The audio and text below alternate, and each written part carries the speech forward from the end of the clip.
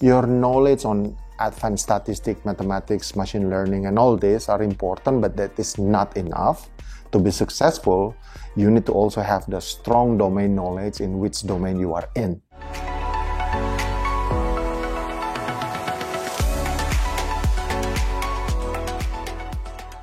Dulu, lupa membawa dompet pernah menjadi momok yang besar bagi kita. Bagaimana tidak? Kalau lupa bawa dompet, pasti susah nggak sih mau ngapa-ngapain? Nggak bisa beli ini itu, nggak bisa transaksi.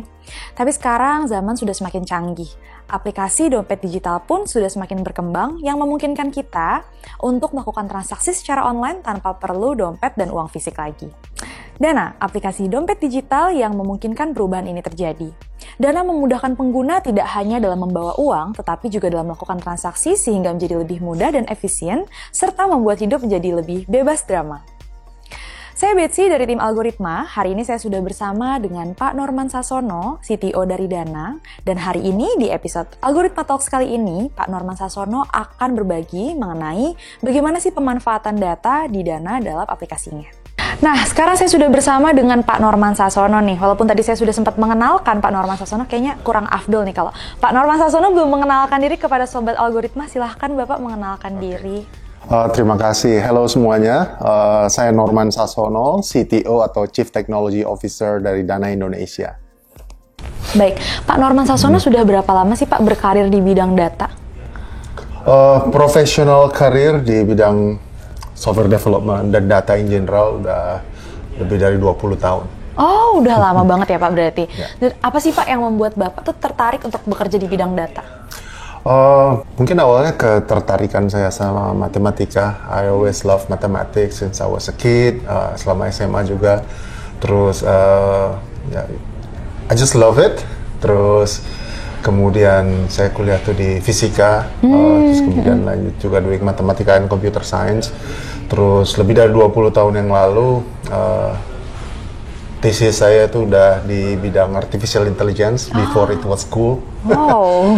Terus ya all of a sudden sekarang mungkin the last 5 years or so, data science, machine learning, neural networks, deep learning itu booming gitu ya. But then I actually been exposed to that about more than 20 years ago. Udah dari lama banget ya, berarti memang udah passionnya di situ ya Pak? Yes. Oke. Nah, seperti apa sih day to day Bapak sebagai CTO di Dana? Oke.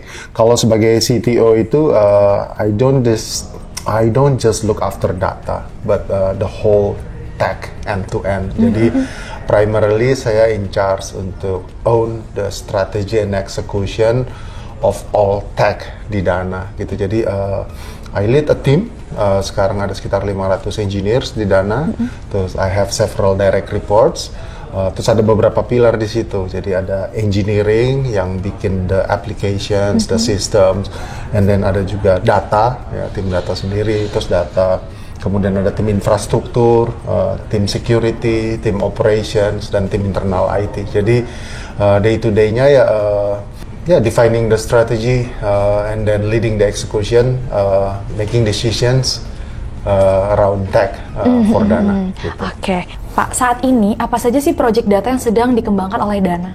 Boleh diceritakan Pak?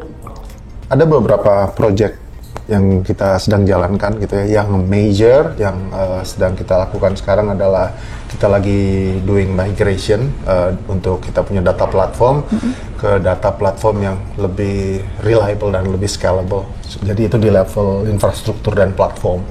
That's a big deal karena everything on top of that itu rely ke infrastruktur dan platform ini. Jadi any work related to data analytics, business intelligence, atau data science, data model building dan seterusnya itu run on top of this platform. So this is a very big project yang sedang kita kerjakan. Sementara kalau kita talk about data science, there are a lot of projects yang kita develop di data science gitu ya. Mungkin kalau beberapa examples yang bisa saya share, misalnya kita doing user segmentation untuk cluster users, untuk bisa give more personalization and recommendation to users, kemudian credit scoring, Kemudian kita juga doing scam scoring untuk detect scammers. Kita juga doing some effort untuk doing recognition and check for duplications untuk KYCs gitu ya. Kemudian ya ada beberapa lagi yang lain gitu. Jadi ada banyak data science project yang kita develop. Dan it's not just about building the data model gitu kan, tapi juga making it operationalized and production grade.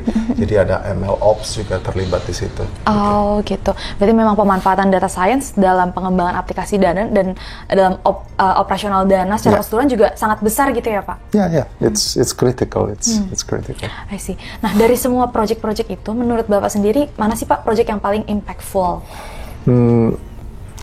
Kalau di level infra yang tadi ya, jadi di level infra dan platform itu definitely impactful karena all workloads about data run on top of that platform gitu.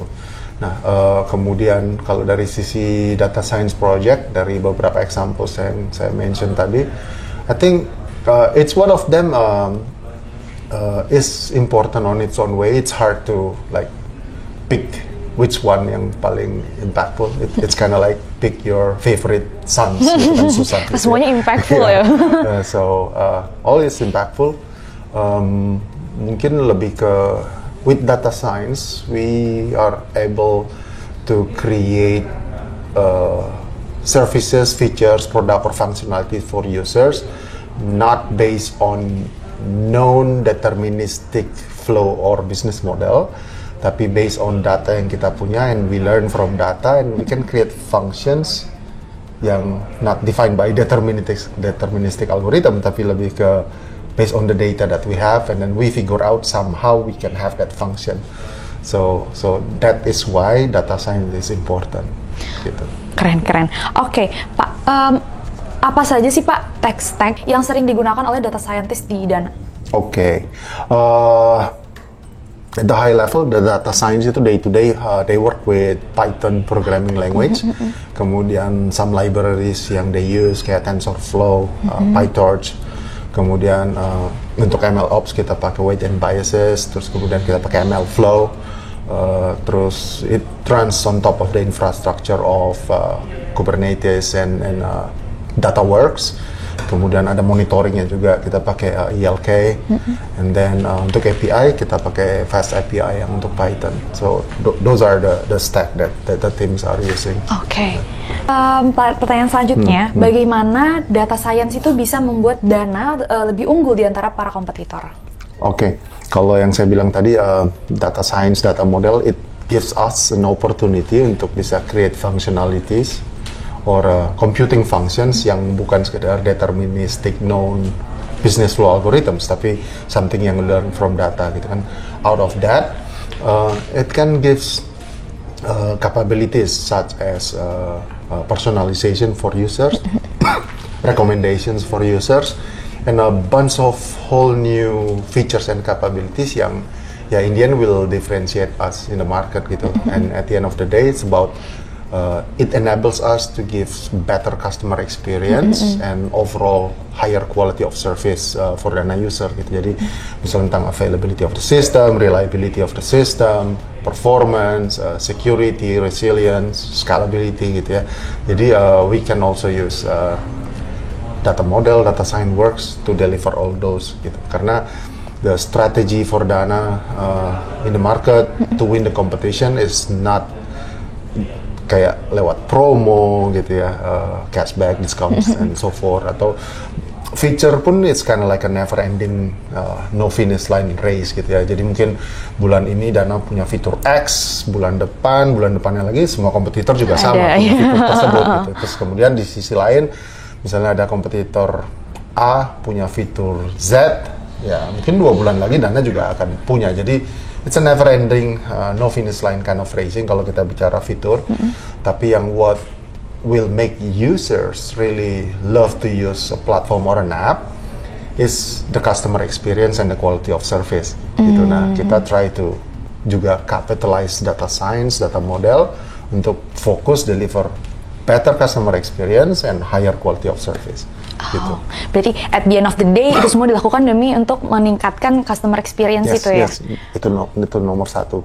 Bagaimana sih Pak Dana itu dapat memastikan keamanan penggunanya, apakah melibatkan data science juga di situ, Pak? Oke, kalau kita bicara keamanan data, ada beberapa step yang kita lakukan gitu. Yang pertama kita lakukan adalah melakukan data classification, karena nggak semua data itu sama. Ada data yang perlu diprotek lebih hardcore, ada yang enggak gitu. Karena kita nggak bisa apply the same level of investment of protection untuk all Semua kind of data. Jadi kita mesti classify. Jadi ada data yang sifatnya really private, where we will really be hardcore in protecting it. Terus ada yang confidential, ada yang mungkin data bisa diakses oleh internal dana, dan ada data yang kita bisa share ke public atau ke partner gitu. Jadi we do that classification and apply different protection level for different classification. Kemudian data itu kan ada yang data at rest saat dia di database, atau data in motion saat dia lagi diakses atau lagi ditransfer, and data in use saat dia di-consume gitu. Jadi kita do a lot of security measure untuk different level of usage of data gitu ya. Kita doing encryption untuk data at rest, kemudian some critical data yang kita exchange dengan partner, yang kita exchange actually something yang udah di-tokenize gitu ya, not the actual data but the token representing that data. Terus kemudian data at use, mungkin akses yang perlu diakses oleh user, mesti dilihat oleh user. Kita do some data masking, jadi not whole data is shown to the user gitu ya. Jadi that kind of thing yang we do untuk protect. Terus ya we do audits, kita certified di ISO, certified di PCI DSS, kita grade A di security scorecard maupun di UpGuard. Jadi we do a lot of measures around protecting the security of the data gitu. And then of course there are data science capabilities yang can help us protect those data gitu. Jadi misalnya kayak some data model yang we do, as an example, scam scoring. Jadi kita tahu mana users yang actually scammers and actually mungkin bisa capitalize and use the data badly. Ya. Terus deduplication of KYCs gitu. Jadi user tuh ada yang doing attempt, misalnya dia pakai KTP yang berbeda untuk doing KYC atau a lot of scenarios gitu. Dan we can use data science, data model, machine learning untuk bisa address those issues gitu. Oke. Bapak kan bekerja di dalam bidang data nih. Apa sih Pak menurut Bapak tantangan ketika berkarir atau di bidang berkarir di bidang data di dalam industri ini? Oke. That's a good question. Jadi when we work with data atau work in general gitu ya, ada dua hal gitu. Whether we're going to build the right thing, and then we need to also build the thing right. Building the thing right is somehow easier because there are a lot of documentations in the internet. No matter how sophisticated the data science, the data model, neural network, deep learning, algorithms, libraries, these are complicated, but it is accessible, it can be learned, it can be trained gitu ya. Jadi how to build the thing right somewhat is easier. Tapi how to build the right thing, to define what is actually we need to build, to have that vision, to have that imaginary creativity on what actually we need to build, that is actually harder. Karena we need to build something yang mungkin very innovative, never been done before gitu ya. Atau kalau was done before, we need to make it 10 times better, dan it has to create impact to the business gitu. Nah, defining this is super hard di compare dengan how to, once we define this, ya implementation and execution, of course this is not easy, but it is more manageable gitu. Karena defining the right thing to do is harder. So I think that.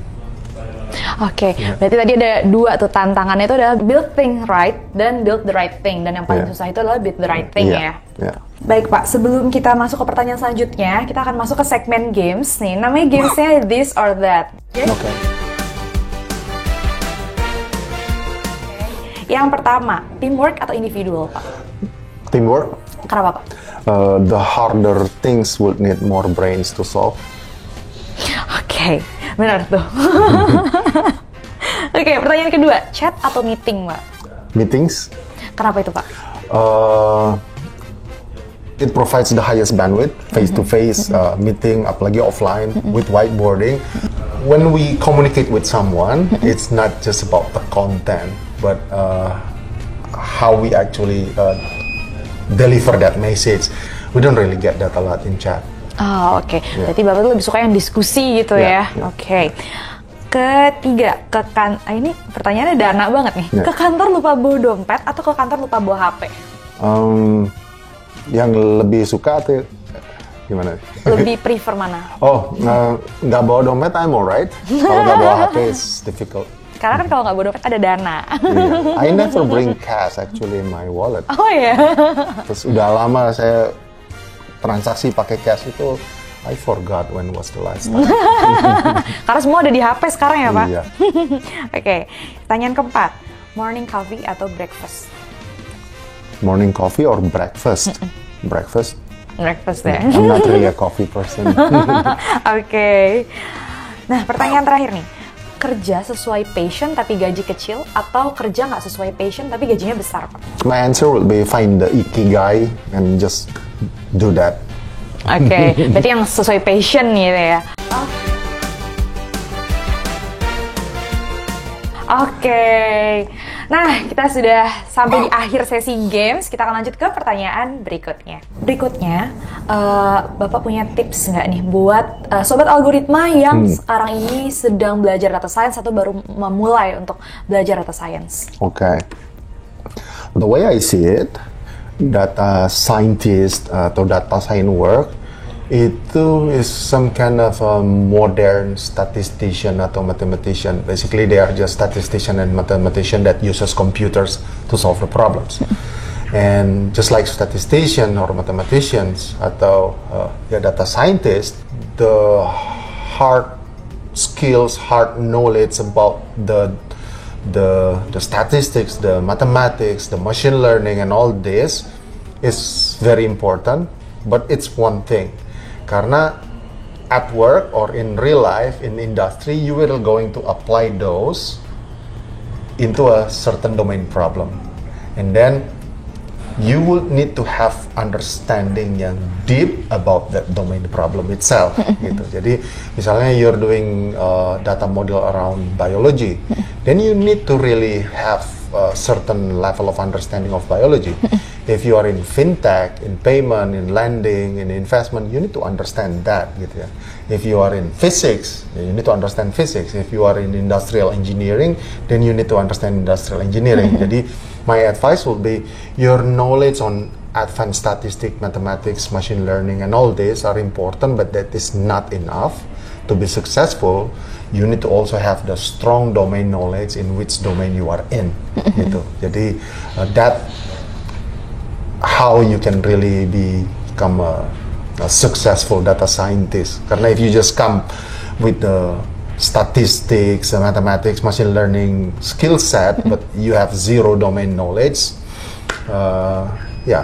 you will lost to those yang will have those domain knowledge. Gitu.